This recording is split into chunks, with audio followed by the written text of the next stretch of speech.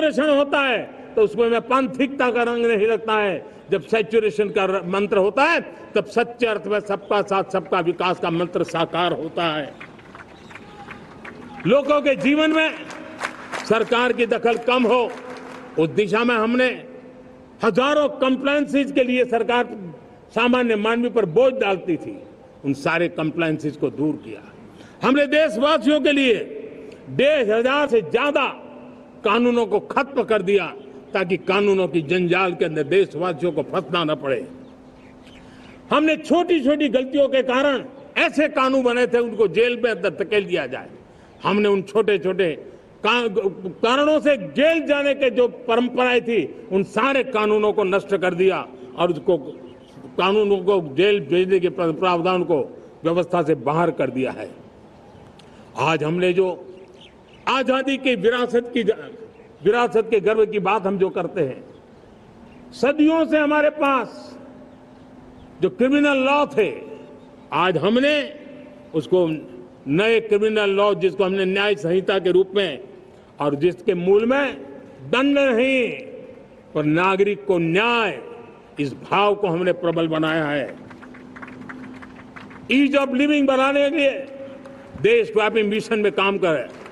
हर level पर मैं सरकार के प्रतिनिधियों का आह्वान करता हूं। मैं जनप्रतिनिधि, वो किसी भी दल के क्यों न हो, किसी भी राज्य के क्यों न हो, सबसे आग्रह करता हूं कि हमने एक मिशन मोड में ईज ऑफ लिविंग के लिए कदम उठाने चाहिए।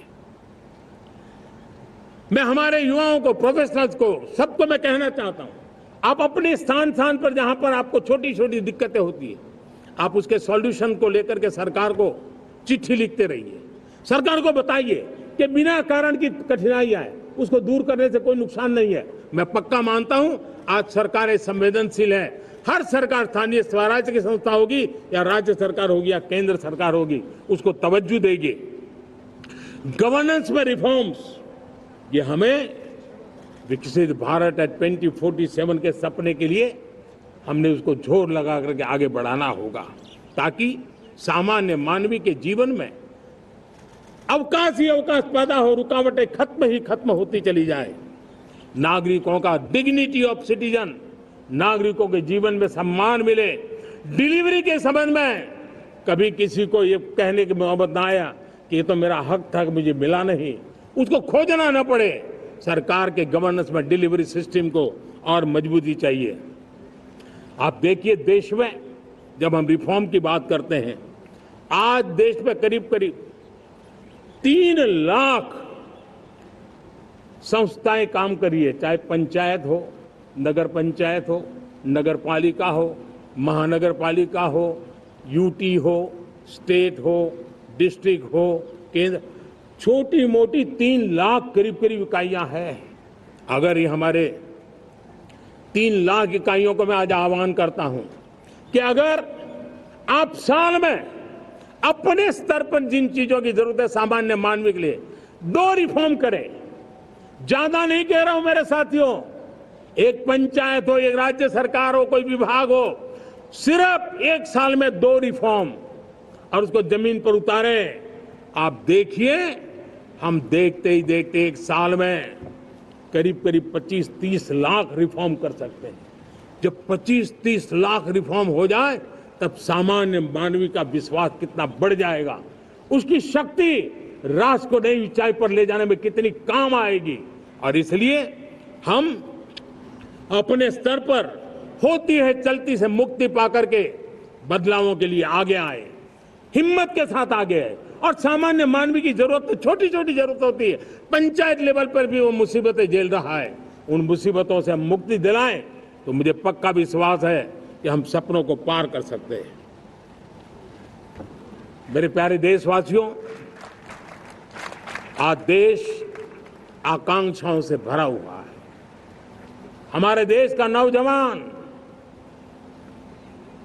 नई सिद्धियों को चूमना चाहता है, नए नए शिखरों पर वो कदम रखना चाहता है और इसलिए हमारी कोशिश है हर सेक्टर में कार्य को हम गति दें, तेज गति दें और उसके द्वारा पहले हम हर सेक्टर में नए अवसर पैदा करें।